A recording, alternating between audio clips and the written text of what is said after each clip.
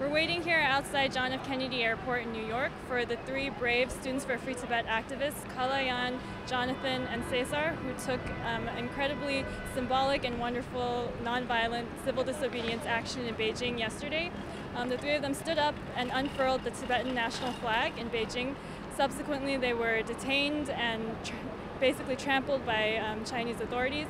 They're returning today to speak about their actions and why they did it, and how they want to put the spotlight on the brutal repression that's happening right now in Tibet. Everybody's inside the airport waiting for them to arrive. They should be here in the next few minutes.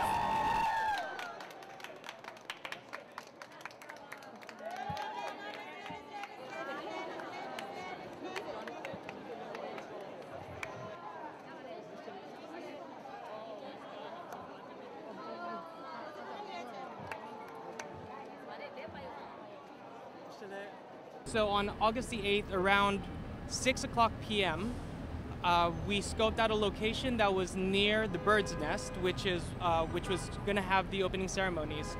And at the moment when we were assured that lighting was perfect, there was going to be enough cameras, we tried to take our positions.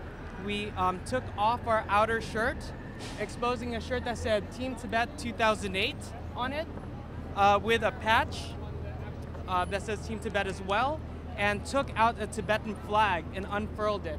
Unfortunately, we were not able to get into full position before we were tackled down by Chinese soldiers and police. Cesar, as you can see on his face, was hit. My foot, I think, is broken. I haven't gotten any treatment as of yet, and Jonathan got pinned down as well.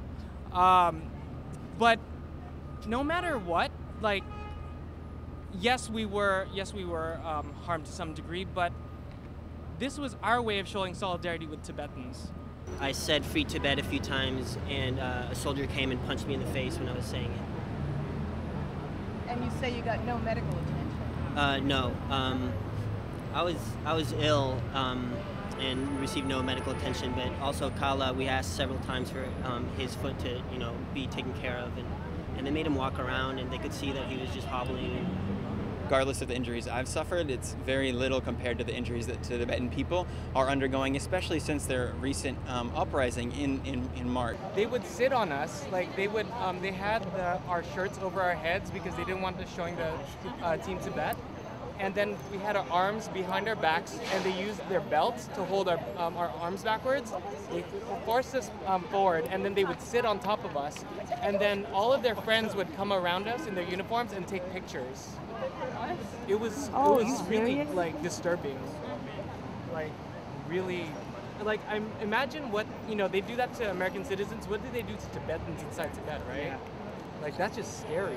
The world, they understand that the world, has a spotlight right now on China, and the last thing China wants is that spotlight to be highlighting the fact that there's a brutal occupation inside Tibet. It's up to the Chinese government to find a peaceful solution to this, and the Olympics is not the end of the campaign. It is merely the beginning. It is one step. And on March 10th of 2009 will be the 50th anniversary of the Tibetan uprising, and we hope that everyone out there who cares about human rights, religious freedom, and self-determination for all people to be in solidarity with the Tibetan people now when they need you the most.